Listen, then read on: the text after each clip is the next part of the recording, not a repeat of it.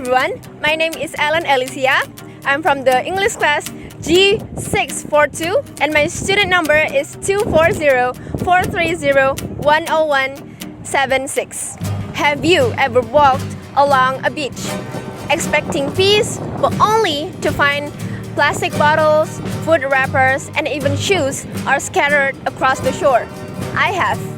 And now let's take a look on what are mangroves and where do they grow.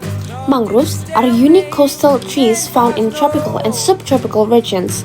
They grow in salty or muddy environments where most plants can't survive, between land and sea.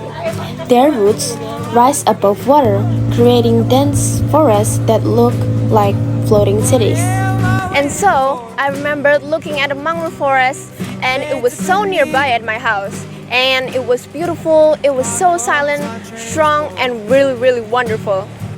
Mangroves are actually our protectors. They are the homes for birds, they are the home for fishes, and the lungs for the planet. And yet, till today, they've always been threatened. And they also prevent tsunamis and the others. And if you guys want to know about the crisis, we're losing mangroves really fast. We've lost over 1/3 of the world's mangroves in the past 50 years. And the causes are including shrimp farming, tourism, urban expansion, and pollution. And the irony, we destroy what protects us. You see, the waste that we throw doesn't just stay where we throw it. It goes all along with the wind, travel with the wind, through rivers, and ended up choking the root of the mangroves. Mangroves sequester up to 10 times more carbon than terrestrial forests per acre. They store carbon in their soil for thousands of years, making them a blue carbon powerhouse. And also about the coastal protection. Mangroves act as natural seawalls, absorbing storm surges and reducing coastal erosions. Communities with mangroves suffered far less damage during hurricanes and tsunamis. And about the biodiversity heavens, they are nurseries for over 3,000 species, fish, birds, even tigers and crocodiles. Millions of people rely on mangrove-rich fisheries for food and income. And about the livelihoods and economies, it sustains small-scale fisheries and ecotourism, provide resources like wood, honey, traditional medicine. And right now, fishing nets are really tangled and chemicals from the waste poison the water.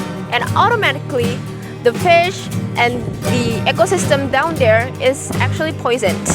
And this right now is not just some environmental issue, it is some human issue and also survival issue. And here are the 3 simple actions you can do. So first, you should say no to single-use plastics. Just try to bring your own bag and start using reusable bottles. And second of all, you guys should join and organize some community that helps of environment. You can join some community to save the mangroves.